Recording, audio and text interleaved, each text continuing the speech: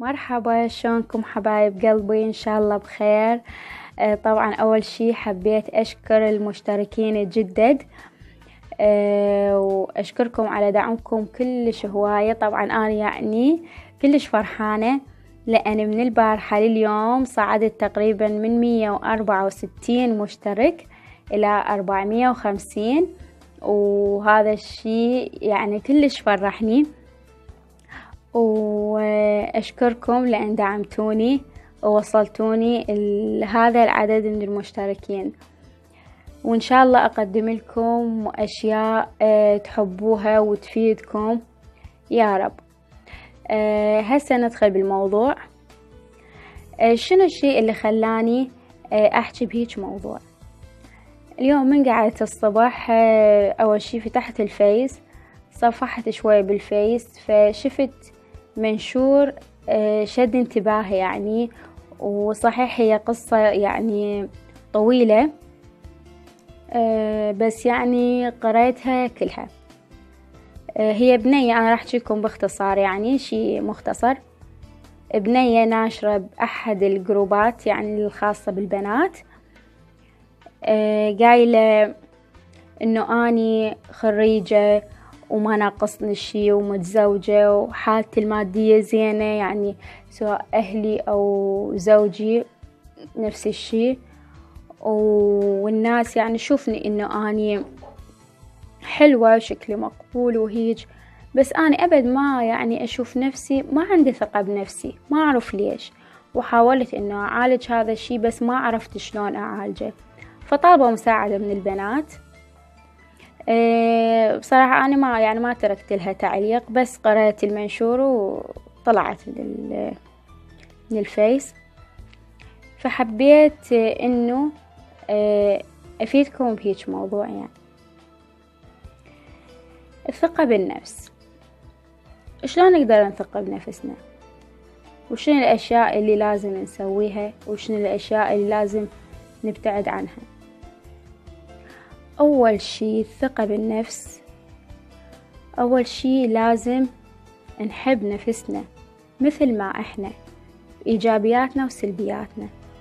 شنو الأطباع والأشياء اللي بينا لازم إنه إحنا نتقبلها ونحبها، ونحب سلبياتنا قبل إيجابياتنا، لأن إذا سوينا هذا الشي راح نكون إحنا واثقين من نفسنا.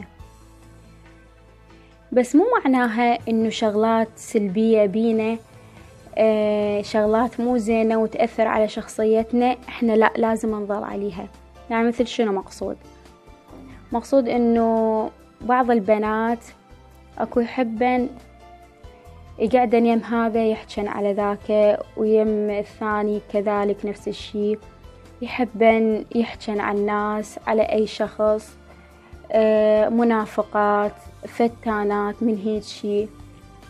هاي الحالة سيئة وسلبية أكيد، ولازم إحنا نحاول نتخلص منها إذا موجودة بينا، لأن هذا الشي مو حلو. وشنو معناها إنه لازم يعني نحب سلبياتنا ونتقبلها؟ مثل شنو؟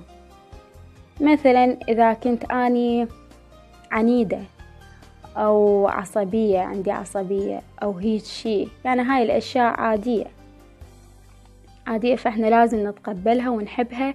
والشخص المقابل اللي بحياتنا لازم يحبنا مثل ما إحنا. يعني هاي أشياء بسيطة، وإحنا ما معصومين، وكل إنسان عنده إيجابيات وسلبيات، ماكو إنسان كامل. هاي أول شي. ثاني شي، أني لازم أحقق كل شي أريده، كل شي أحلم بيه بدون ما أتردد. يعني إذا خطرت ببالي فد شي أو شي أتمنى أسويه أو أتمنى أوصله وأحققه، لازم أسعى لهذا الشي بدون تردد، بدون ما أقول لا أنا خاف أفشل بهذا الشي، أنا خاف ما أقدر على هذا الشي بعيد علي، أكبر من ما أنا أوصل له.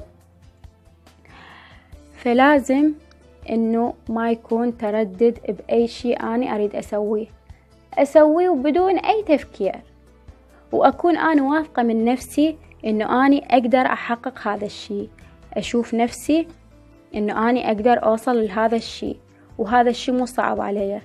لازم إن تشوفين كل شي سهل عليك، وكل شي تقدرين تسوين، وماكو شي صعب عليك. ثالث شي، لازم أشوف نفسي إنه أني إنسان ما يتكرر، وإنه أني ماكو من عندي اثنين. هاي مو معناها هسه راح واحد يقول غرور وتكبر وما أعرف شنو، لا بالعكس، مو معناها غرور أو تكبر، بالعكس هذا الشي حلو، إنه أنت تشوفين نفسك غالية، إنه أنت تشوفين نفسك ما منك اثنين. هذا الشي راح يخليك تثقين بنفسك، وما راح يخليك تنذلين أو ترخصين نفسك قدام أي شخص.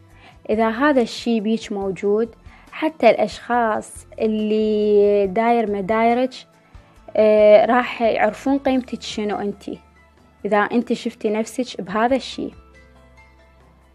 رابع شي، لازم ما نخلي الناس تتحكم بحياتنا.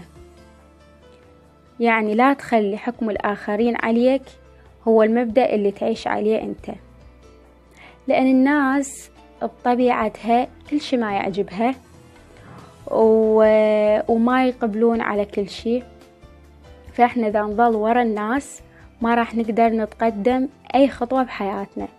فإحنا لازم نسوي الأشياء اللي إحنا نسمعها من داخلنا، الأشياء اللي إحنا نكون راضين عنها، اللي نشوفها صح. مو معناها تسوين أشياء خارقة للطبيعة وللمجتمع، لا، أشياء تكون معقولة يعني، وأنت تكونين راضية عنها، وأنت تتمنين إنه تسوين هذا الشيء. فإذا ظليت تسمعين الناس، مثلا قلتي لشخص إنه أني أريد أسوي هيك شيء، أو أريد أفتح لي مشروع ببالي هيك شيء، وأنا أشوف نفسي قادرة على هذا الشيء بس شوي مترددة، شو تقول أنت؟ إيش راح يقول؟ راح يقول لا، أنتي لا، هذا الشيء كبير عليك، خاف تفشلين بي، خاف تخسرين بي، أو لا، مجتمعنا ما يسمح لهيك شيء للبنية. راح شنو؟ راح يهبط معنوياتك. فإذا ظليت تسمعين الآخرين وتظلين تسألين رأي هذا ورأي ذاك، ما راح تتقدمين أي خطوة. خامس شيء، ابتعدي عن الأفكار السلبية والناس السلبية. يعني الأفكار السلبية اللي تدور ببالك كلها حوليها إلى إيجابية، إلى أفكار إيجابية. فكر بس بالأشياء الإيجابية، الأشياء اللي تفرحك، اللي تريحك، والأشياء السلبية حاولي تبتعدين عنها.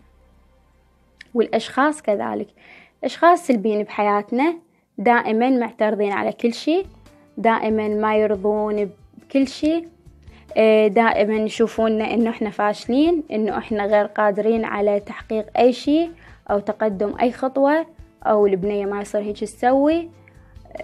فدائما يكونون معكرين مزاجنا، فإحنا لازم نحاول نبتعد عنهم. وهي هواي شغلات، بس أنا حاولت إنه أختصرها لكم ب5 نقاط هيك. وإن شاء الله عجبكم الفيديو، وإن شاء الله استفاديتوا منه على الأقل خطوة واحدة. فأهم شيء يا بنات، أهم شيء تحبين نفسك من الداخل ومن الخارج. تحبين نفسك بكل شيء، تحبين شكلك سواء حلوة أو مو حلوة، تفتخرين بشهادتك سواء بأي شيء، يعني بأي شيء، حتى لو مو إلا والله أنا أفتخر إلا أنا دكتورة مهندسة حتى أفتخر، لا، ليش؟ عادي، ما دام أنت حققتي شيء، يعني أنت مو فاشلة، أنت إنسانة ناجحة. حبي شكلك، حبي صوتك، حبي أطباعك، حبي كل شي بيك. إذا حبيتي كل شي بيك راح تكونين إنسانة واثقة من نفسك. شنو رأيكم بهذه الأجواء الرومانسية؟ هيك يعني من ناحية طيدي أحس إنه هاي سما ونجوم حلوة، عجبتني. واللي ما مشترك بالقناة وأول مرة يشوف قناتي لا ينسى الاشتراك. وبس أكو شغلة أبدأ أحكي بيها،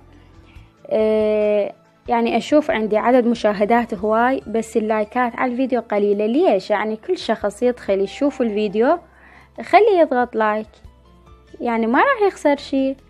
ولا تنسون الجرس حتى يوصل لكم كل جديد أنزله أني. وشكرا لكم، أحبكم هواي هواي. باي.